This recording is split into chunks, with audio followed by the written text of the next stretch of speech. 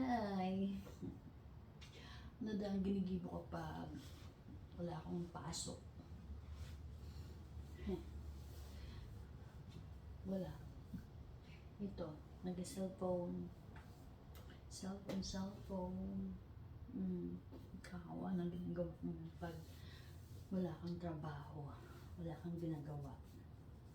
So yun guys, ito daw yung sign ng mga masisipag. Ayan. Nagkaka-injured, no? Pag may ginagawa. Ayan. So yan.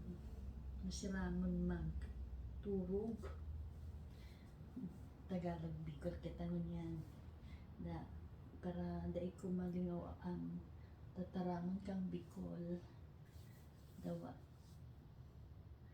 Halina ako dito sa abroad. No? Mas feel ko pa rin yung magsalita ng Bicol baga, no?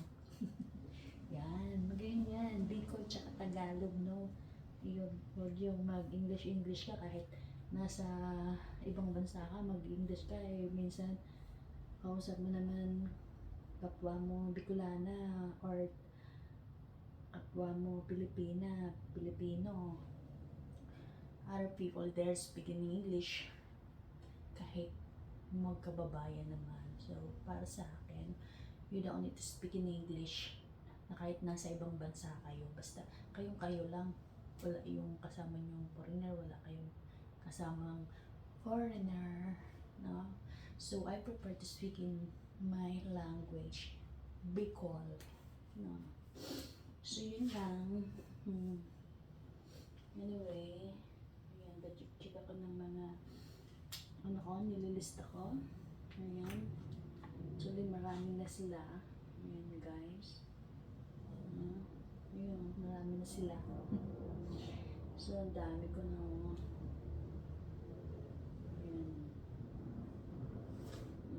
Grabe, no? Dami na. So, anyway, ayan. Kita-kits na lang tayo, guys, when I have another time. So, at this time, hindi ako pwede kasi I have appointment sa doktor ko. You know, so hindi lang sa ganito. Hindi dahil sa pupunta ako sa doktor, hindi dahil sa ito. No, I had to go there kasi you know my situation, no, in a few months. Dahil nga, di ba, nakunan ako. So, andito na naman tayo. So, yan. So, kailangan ko yun i-follow up. Kasi, you know, it's a very, very important. Lalo na sa mga kababayan na nakaranas ng sitwasyon ko. Like, miscarriage. No? So, I'm still hoping na mabigyan pa rin ako ni Lord. Yeah. Sige na guys, babay na. Baka maiyak na naman ako. Bye-bye.